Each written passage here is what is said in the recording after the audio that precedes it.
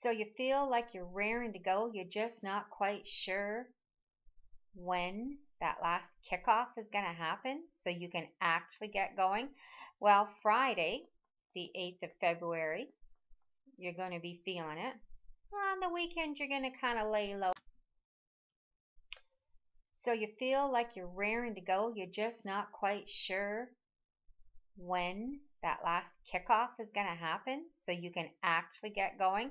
Well, Friday, the 8th of February, you're going to be feeling it. On the weekend, you're going to kind of lay low because of the new moon, but once Monday morning comes, right after the Chinese New Year, you're firing your own firecrackers. Here's the setup. All of the planets in the sky are moving in forward motion. From time to time, there's planets who decide to move backwards. They're not actually moving backwards, it's just a mirage. So you cannot express yourself as fully as you would like to. For example, about 3 or 4 times a year, the planet Mercury turns retrograde, which means communications go astray. Faxes are lost. Where in the world did that voice message go? I left it on his phone. What happened to my computer? I should have backed it up. I just bought that new iPad. What do you mean it's not working? And the car broke down on the highway, even though I just had the battery looked at last month. Have to pay attention to communications, short distance travel. That is a norm that happens to us from time to time. Right now, none of the planets moving backwards. All of them are moving forward, which gives us that green light and why we're ready to get going. If that's enough for you, stop here, fast forward. Otherwise, give me a minute. Pisces is the astrological sign that more than a few planets are sitting in right now. We all have a Pisces area in our chart. Pisces is spirituality.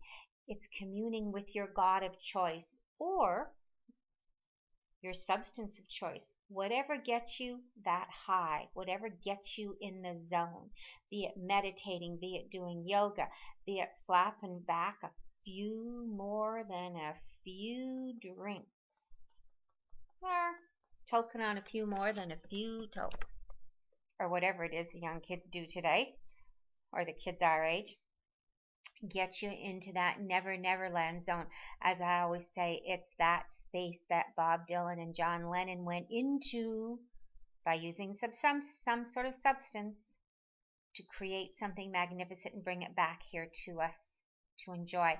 Pisces is also spiritual service, selfless service to mankind.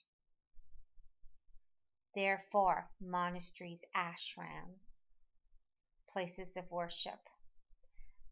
Pisces also represents the places that we can land in if we take a little bit too much freedom with getting into that space. Pisces represents institutions such as jails, houses of retreat, insane asylums. You got the picture. No, it doesn't mean anyone's moving into one of these places, but let's be careful.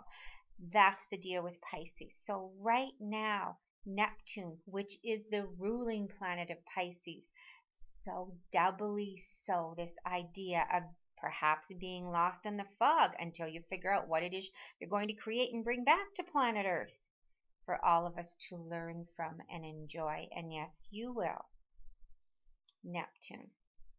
Chiron. Chiron is a bit of a different planet. If you've had work done with me, I term Chiron your big owie, your big ouch that probably happened anywhere between the ages of 8 and 12 and 16, and it's the big hurt in your life, be it your father not being around the house, be it not actually getting the university education that you wanted, be it not being able to play hockey or being chosen for the basketball team and then not being chosen over and over again, losing a grandmother at an early age, never really being able to play the piano as you wish to, or learning that your parents were only human and your teachers were full of it half the time.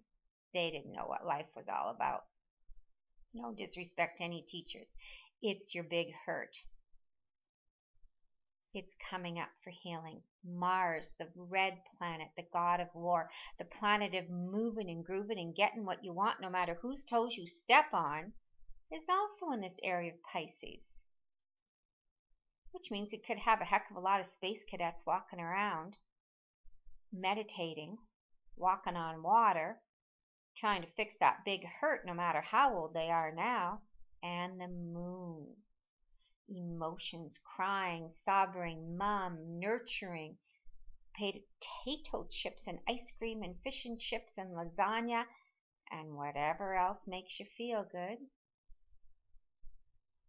The sun, here I am, look at me. I am the center of not only my world but your world, honey, and I'm going to shine down on you and I'm going to make you feel good. All you have to do is stand under my brilliant rays. And Mercury, the planet of communication in every shape and form, be it singing a song, writing a poem, doing something like this in a way that you might not quite understand because it's in Pisces, and in Pisces all is foggy. These are the planets that are lined up. So, Pisces, spiritual conceptions, enlightenment, perhaps imprisonment, maybe self-undoing or self-sabotage, confusion, fogginess, the space cadet syndrome. How are you going to use the energies of Pisces? Are you going to spiritually concentrate on what our humanity could use as your creative gifts to help empower them and fully align with our respective divinities? What's important here?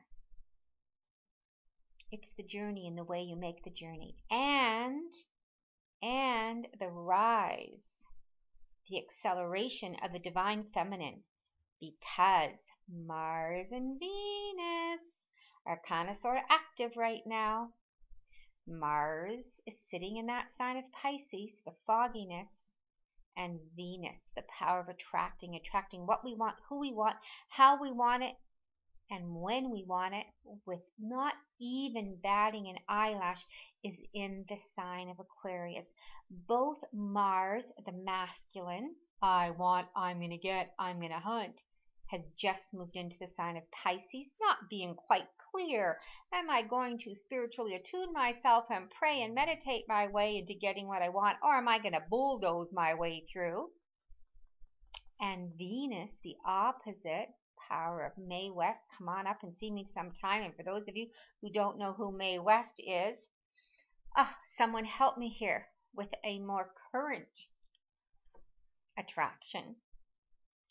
Someone shaking their booty on stage in the sign of Aquarius, which is the different, which is the eclectic, which is Lady Gaga, who's even now passé. I'm sure there's someone even more up there than Lady Gaga, but you get the idea, attracting the different.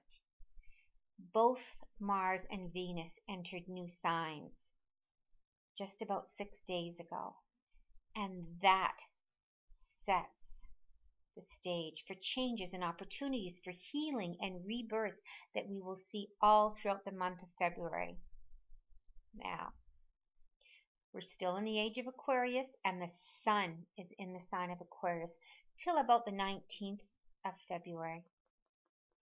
Aquarius, freedom from what no longer works for you, what's worn out. But the catch is you probably don't see that it's worn out, but everyone else around you sees that what you've been doing ain't working, honey. And now's the time to let it go, because with all the planets lined up in forward motion, guess what? The power is with you. Is it ever? We are coming to a time this month, and I'm not going to tell you the date because why put the pressure on? We're coming to a time with the exact same synchronicity as people or whoever inhabited this earth or whatever inhabited this earth during the age of Atlantis. For any of you who don't know about Atlantis, I didn't read that much about it, even though I'm an astrologer. But Atlantis was this age when crystal cathedrals were built and everyone worked together for the betterment of mankind. It was the last time we had an age of Aquarius, just like we have an age of Aquarius now. And that's lasting for the next 2,500 years, give or take. It ain't going away soon. That's why when you work together with groups of people to further your interests will be furthered naturally, as opposed to you standing in as an individual trying to do it on your own. And that means business and life and relationships and praying and mowing the lawn and growing food and convincing your politicians as to what you want. Just like the uprisings in Syria, in Egypt, that was freedom from what was no longer needed and a change to the eccentric, to the different, for the good of all mankind. Atlantis destroyed itself. We have been in a precarious time for the last few years, and then the last 6 months and the last few months, that we want to work together in order not to destroy the system that our forefathers built. And that system ain't just a system, it's us. Raise the stakes. Keep on keeping on. Keep those emotions flowing, because Aquarius is all about fast moving tides of water and electricity. That's why the computer age was born, just as the age of Aquarius was coming in. Atlantis destroyed itself by water. We will not allow water to destroy ourselves, will we? Despite the floods, despite our emotions trickling here and there, because life has been so darn hard. We were formed in a watery womb. Let us turn to that watery womb again, to our neighbors, to keep building this wonderful society that we've been lucky to enter.